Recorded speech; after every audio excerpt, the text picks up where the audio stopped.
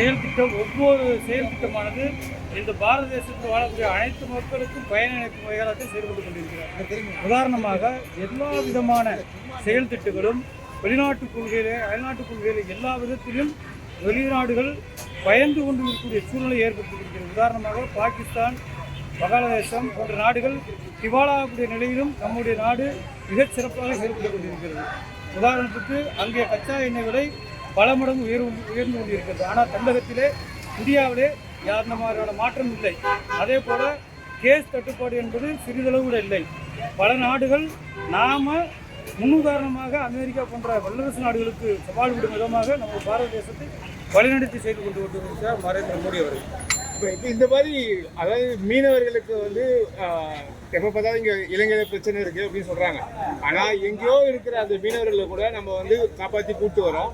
இலங்கை இவ்வளோ பிரச்சனை இருக்கும்போதும் இந்த 11 ஆண்டு கால ஆட்சியில் ஒரு மீனவர் கூட சுட்டுக் கொல்லப்படலை. இதை பற்றி நீங்கள் எப்படி பார்க்குறீங்க? தமிழக மீனவர்கள் எந்த மீனவர்களுடைய உடைமைகளோ அல்லது உயிர்களோ பாதுகாப்பாக செயல்பட்டு கொண்டிருக்கிறார்.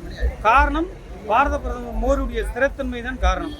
அதே போல் தமிழகம் இங்கே ஆட்சி செய்யக்கூடிய திராவிட முன்னேற்ற கழகம் அரசானது தமிழ் என்று சொல்லி தமிழக மக்களை ஏமாற்றுவதை தன்னுடைய வாடிக்கையாக கொண்டிருக்கிறார்கள். அவர்கள் இந்த தமிழை வைத்து பிழைப்பு நடத்தக்கூடிய கூட்டம் இனி தமிழகத்தில் இடம்பெறாது. வருகின்ற 26 உறுதியாக தேசிய ஜனநாயக கூட்டணி ஆட்சியில் பங்கம் பெறும். அதில் எந்த விதமான மாற்று கருத்தும் இல்லை. செயல் திட்டம் ஒவ்வொரு செயல் திட்டமானது இந்த பாரத தேசத்தில் வாழக்கூடிய அனைத்து மக்களுக்கும் பயனளிக்கும் வகையாக செயல்பட்டு கொண்டிருக்கிறார். உதாரணமாக எல்லா விதமான செயல் திட்டங்களும் வெளிநாட்டு கொள்கையிலே அயல்நாட்டு கொள்கையிலே எல்லா விதத்திலும் வெளிநாடுகள் பயந்து கொண்டு இருக்கக்கூடிய சூழ்நிலை ஏற்படுத்தியிருக்கிறது. உதாரணமாக பாகிஸ்தான், வங்காளதேசம் போன்ற நாடுகள் திவாலாகக்கூடிய நிலையிலும் நம்முடைய நாடு மிகச் சிறப்பாக செயல்பட்டு கொண்டிருக்கிறது. உதாரணத்துக்கு அங்கே கச்சா எண்ணெய் விலை பல மடங்கு உயர்ந்து கொண்டிருக்கிறது. ஆனால் தமிழகத்திலே இந்தியாவிலே அந்த மாதிரியான மாற்றம் இல்லை.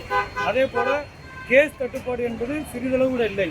பல நாடுகள் நாம் முன்னுதாரணமாக அமெரிக்கா போன்ற வல்லரசு நாடுகளுக்கு சவால் விடும் விதமாக நம்ம பாரத தேசத்தை வழிநடத்தி செய்து கொண்டு கொண்டிருக்கிறார் நரேந்திர மோடி அவர்கள். இப்போ இந்த மாதிரி அதாவது மீனவர்களுக்கு எப்போ பார்த்தாலும் இங்கே இலங்கையில் பிரச்சனை இருக்குது அப்படின்னு சொல்கிறாங்க. ஆனால் எங்கேயோ இருக்கிற அந்த மீனவர்களை கூட நம்ம காப்பாற்றி கூப்பிட்டு வரோம். இலங்கை இவ்வளோ பிரச்சனை இருக்கும்போதும் இந்த 11 ஆண்டு கால ஆட்சியில் ஒரு மீனவர் கூட சுட்டுக் கொல்லப்படலை. இதை பற்றி நீங்கள் எப்படி பார்க்குறீங்க? தமிழக மீனவர்கள் எந்த மீனவர்களுடைய உடைமைகளோ அல்லது உயிர்களோ பாதுகாப்பாக செயல்பட்டு கொண்டிருக்கிறார். காரணம் பாரத பிரதமர் மோடியுடைய ஸ்திரத்தன்மை தான் காரணம்.